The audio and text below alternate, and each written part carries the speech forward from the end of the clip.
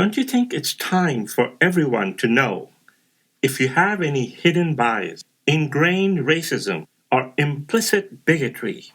Because isn't it time to get rid of it? So here's a quick two-part test. Be prepared to be surprised because I've given this test to tens of thousands of people and 97% of them have failed it. Yeah. Also, prepare yourself to learn some other hard truths about yourself because this test also reveals what is holding you back from being your absolute best with leadership, relationships, communications, self esteem, happiness, creativity, time management, presentations, negotiation, selling, and more.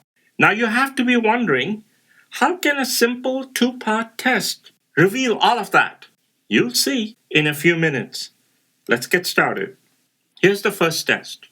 Ready? Find a coin. Any coin will do. Any denomination. Now toss your coin into the air. Catch it. Look at it. What do you see? Heads or tails? Okay. Now look a little closer. What else do you see? Liberty? The year? In God we trust? Washington? Eagle? The denomination? The country? The color? The shine? These are the types of answers I typically get. Was your answer something like this? Yes? Well, before we move on, I have a confession to make. I kind of tricked you a little bit. But isn't life like that? Life tricks you a lot. What happens with a test like this is we all fall into our habitual way of looking at things. Most of us, when we look at things in our lives, we don't see the whole picture.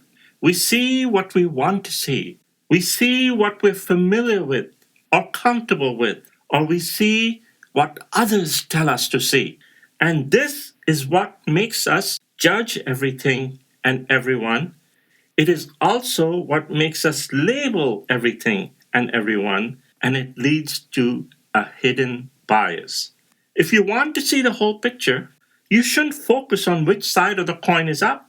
You shouldn't focus on any of the small details. Instead, you should see what you have in your hand is a coin with both heads and tails. Sometimes heads is up, other times tails. It doesn't matter. Heads or tails cannot exist without its opposite. They are inseparable from each other. Now, I know what you're thinking. You're thinking this is some Eastern philosophy.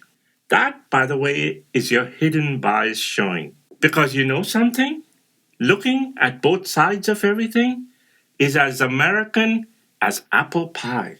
F. Scott Fitzgerald, an American, said, "The test of a first-rate intelligence is the ability to hold two opposed ideas in the mind at the same time and still retain the ability to function." And Buckminster Fuller said, "Nature does have manure, and she does have roots as well as blossoms, and you can't hate the manure and blame the roots for not being blossoms." And Steve Jobs said, "People think focus means saying yes to the things you've got to focus on. But that's not what it means at all. It means saying no to the 100 other good ideas that there are."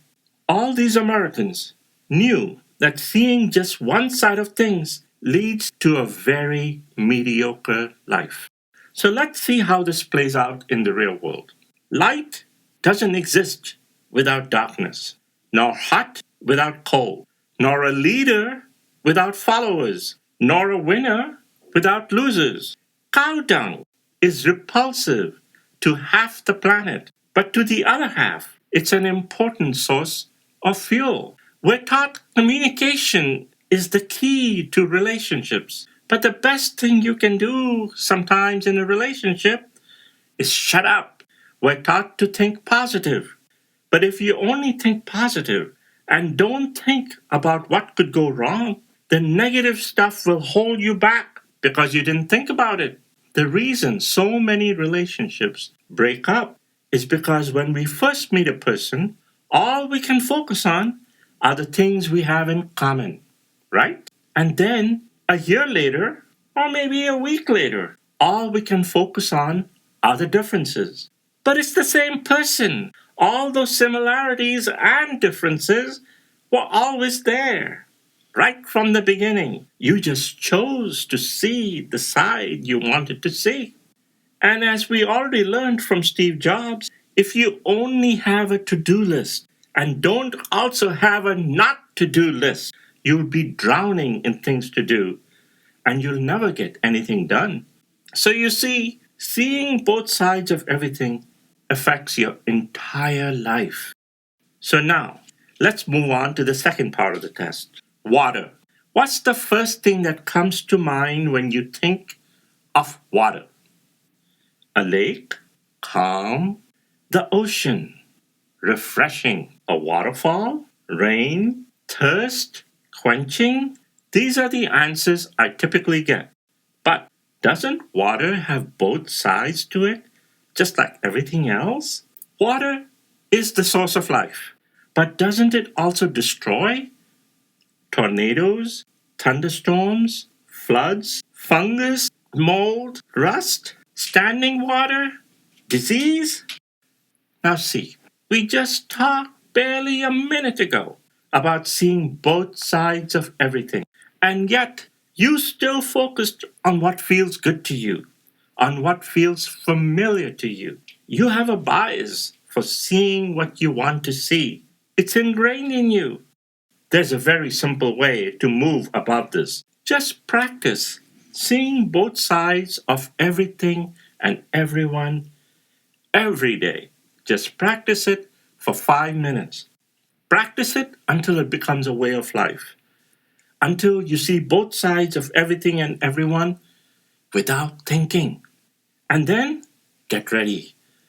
Because this one simple change will raise you above your hidden bias and your ingrained prejudice.